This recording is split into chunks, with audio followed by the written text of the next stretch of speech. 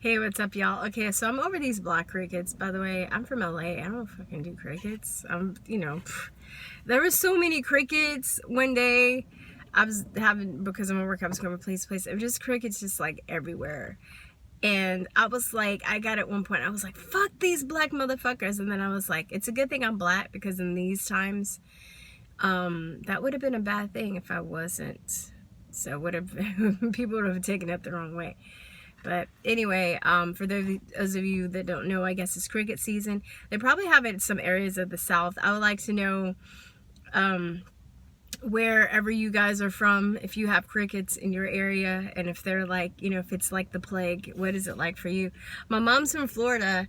That's technically the South, but they have other shit. They worry about like, alligators and snakes, and they have those damn flying roaches. I don't like those either. But anyway, hi guys, it's been a minute. What's up with the political drama, right? I'm just kind of, I've tuned out to that.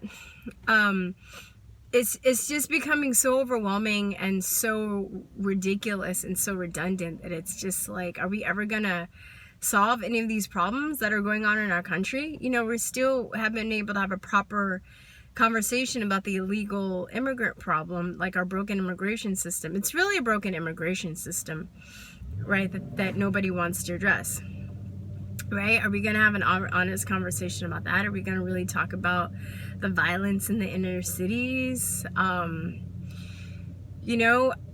don't know. Like, a lot of stuff seems like it's getting done, but at the same time, a lot of stuff just seems like it's being diverted, and I'm just like, I don't. It's like, is the Democratic Party stalling, or the rhinos and are they stalling? Are they keeping us distracted?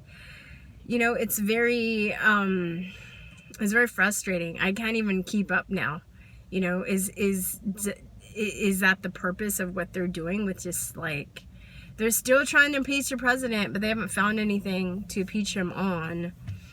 And they don't have any other platform,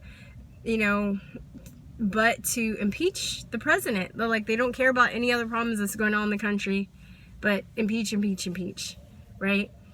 There could be like a meteor headed toward Earth, and they wouldn't care. They'd be like, impeach the president. We don't care. Impeach him first. We have to impeach the president first before we handle this meteor that's coming straight toward Earth. Like, that's how, I don't know, frustrating it is. Sorry guys, about allergies, and I need to take some. I'm like looking to see if I have some in my car. If you guys have allergies, there's this really cool stuff that's a natural antihistamine that I take called nettle tea.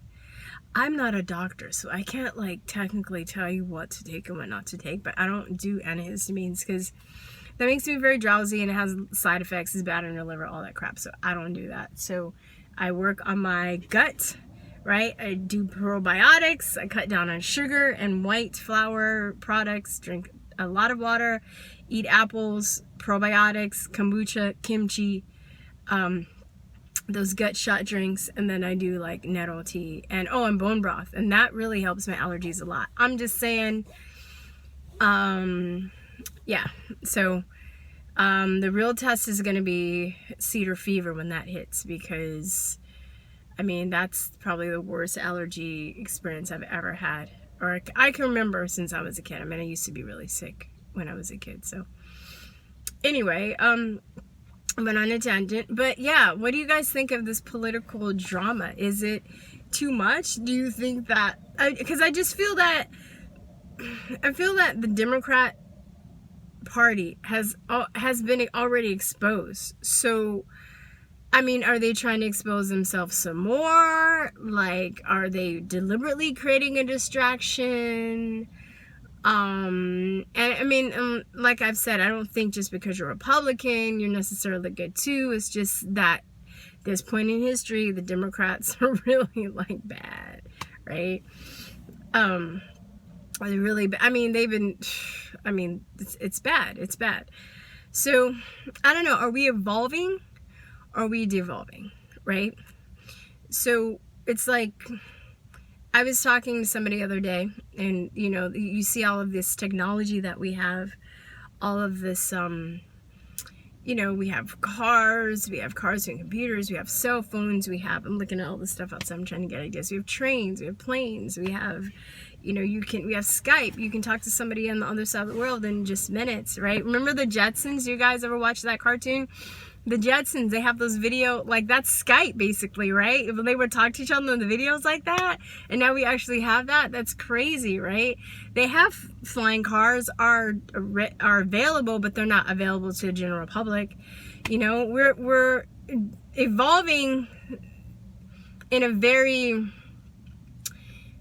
an illusionary way, right? I think it's very like it's an illusion, like. You know, we've evolved on the outer world and the exterior and the materialistic, but we still inside we have a lot of evolving to do, right? And what I feel was really frustrating with all the politics and stuff going on is that, you know, most of us want the same things, but because of all of the division, all of the lies, that, you know, putting slivers in between everybody, that we can't even have a conversation about the things that we want. Like a lot of our problems can be solved, right? It's like with the immigration problem. Really, I think what's going to happen is we're going to have to work with Mexico and some of the South American countries. I mean, build a wall, right? Build a wall, cut out birthright citizenship, get IDs. You know, deport violent criminals. And I know there's some people that hate me for saying this, but I don't think this is the deal. Supposedly there are 22 million illegal aliens, probably more than that here.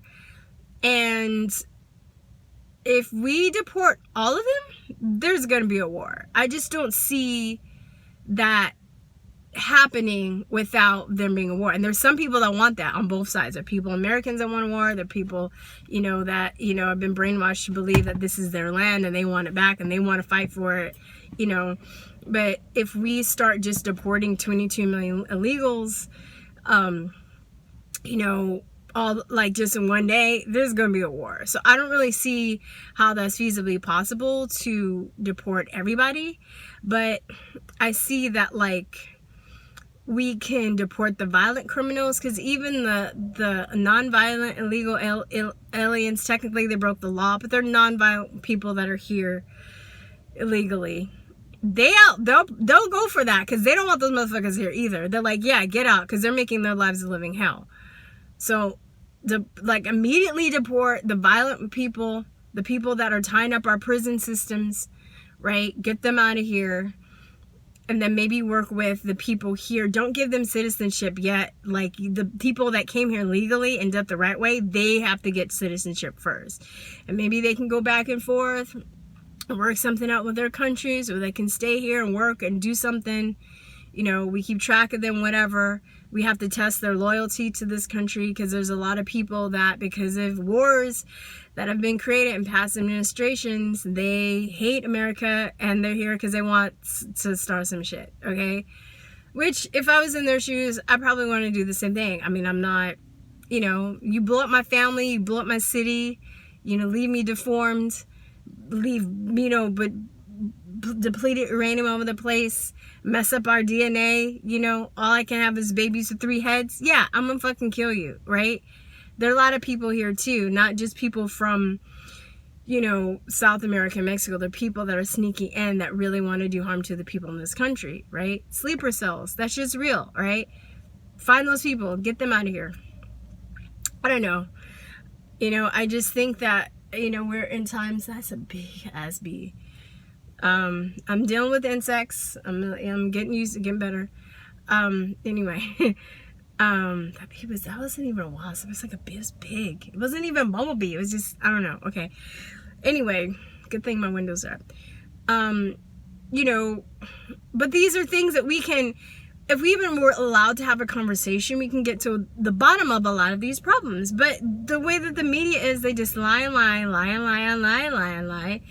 And then there's so people that are lazy, that are stubborn, that, you know, that are indoctrinated through college. You can't even tell them anything. They're so pig-headed and so hard-headed.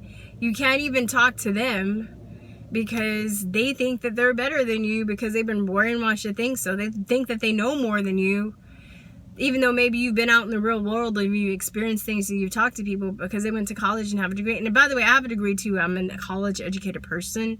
I don't know how I did not fall into that trap of being indoctrinated. Thank God I didn't, because those are to me, those are the worst people ever. The indoctrinated college people, because I think, I mentioned this, I grew up in South Central from about 8 to like 17, and my cousin would do hair, and I would go to like her shop, and she would like be they'd be like pimps and gangbangers and hoes and kind of like the riffraff, would you say? Maybe that's okay, but maybe I'm not trying to be disrespectful, but that's the word. And a lot of these people are very intelligent. They're not buying into the societal norms, and they're that people buy into, but they're still very intelligent people, and they understand a lot of the corruption that's going on in this country. And they're like, you can have a conversation and explain a lot of this to them probably more easier, and they would get it faster than somebody that's gone to like an Ivy League college or that has a high degree, because the peoples with the degrees, they're more what am I trying to say? They've been brainwashed to believe that if you have a degree, it makes you not only a smarter person in that specific area, but just a better human being in general, which is terrible. The divide between, nobody talks about the discrimination between, college educated people and non-college educated people. It's the worst. It's just as bad as racism, I would say. People will talk about that. It's just as bad. It's terrible, right? And there's a guy, I'm going to reach out to him. I adore him. He's running for, I think, Senate in Massachusetts. His name is Shiva Ayudare, and he has like 4 degrees. He's a highly, PhD. He's a highly educated person, and he's been one of the people that I've seen in academia that's been outspoken about that, and talking about the freedom of innovation, because it's like you have these elite that donate to these schools, and then they pick a certain personality type, and that's not really, what am I trying to say? They're smart enough to do the work. They can take the test, they can compete, they'll run themselves into the ground working for a particular person, but they're not really innovative, and they don't question things. They don't think outside of the box, and they're very cowardly when it comes to questioning their superiors. And this is perfect if you're going to have a nation of workers and not thinkers, right? That's what Rockefeller said, a nation of workers and not thinkers. And there's a highly specific process that goes into these elite schools and picking these people, and therefore too the technology is only relegated to a certain amount of people, so you don't have people innovating certain things. I haven't finished watching this movie, but it's called The Boy That Harnessed the Wind. And it's based on a true story about this boy in Malawi who built who learned to generate electricity through using wind. And he built this I don't know if it's not is it a windmill? I'll just say the contraption, whatever he built, by using by parts, by using by getting garbage basically, and he just made this for his village. And it goes to show you, he was dirt poor, he lived in a hut, had to wash his feet every time you go to bed because their feet were dirty. His family was starving. They can only eat 1 meal a day. But the determination in him, and he was intelligent, right? He didn't go to an Ivy League school. right? He learned how to do this stuff. So when you have the will and you have the determination and the intelligence, it can come from anywhere, right? And, you know, we're just trained to think that because you go to a certain school that makes you like a higher being, but that's not true. And I like this guy named Shiva Ayudare. He talks about it. He was an untouchable, which is like the low class of India. Like there's a caste system, and he has a long story, but he talks about how he was able to come to America and he worked his butt off. And you see a lot of people too. This is the thing too I don't get, where black people are like, oh my God, you know, being black, it hurts my feelings. You don't know how much it hurts to be black, right? I totally took that from oh, what's that guy's name? That dot guy. I can't think of his name, but it's so funny. He had, like, the way he said it was so much better. But that's like the mentality, right? Like, oh my God, curse the day, my black skin. Like, I can't do anything. But you have Africans that come over and run circles around African Americans, right? Like, that have been here for generations, right? You have people that come from, you know, from like South America, Central America, all these other poor countries, right, with nothing, with like $5 in their pocket, and they end up becoming businesses, you know, bringing businesses and running an empire. This is what makes this country so great. And they know in their country, you're born into a certain caste system, that's it. There's no way you can get an education. There's no way you can move up. You are just fucked for life, okay?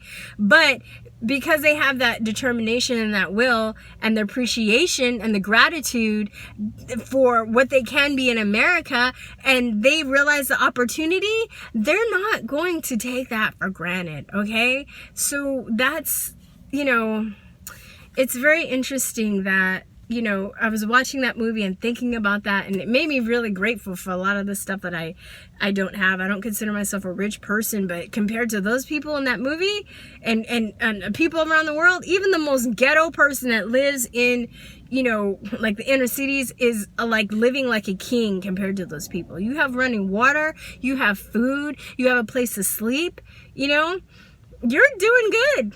You're doing well. You're doing well. All right. So anyway, I know I kind of rambled for a long time. It's been like, I think a week. I've been really busy, you guys. Sorry, I haven't made a video. I have an interview coming up soon with, well, you'll see. It's a vaccine person. They're a control group. We're going to try and meet within the next week. We're talking about the unvaccinated and how healthy they are, and basically we've been talking about how it seems like the elites want to get rid of the unvaccinated population, so there is no control group, but she's gonna fix that. So, and she has a lot to say about that. So she reached out to me. Thank you so much. And yeah, so what do you guys think? Are we evolving or devolving? Do you think this is part of the process? Are we being distracted? Or is this just part of the evolution or devolution of our country? All right. Thank you. And that's it, I guess, y'all. Peace and love. Bye-bye. Mwah.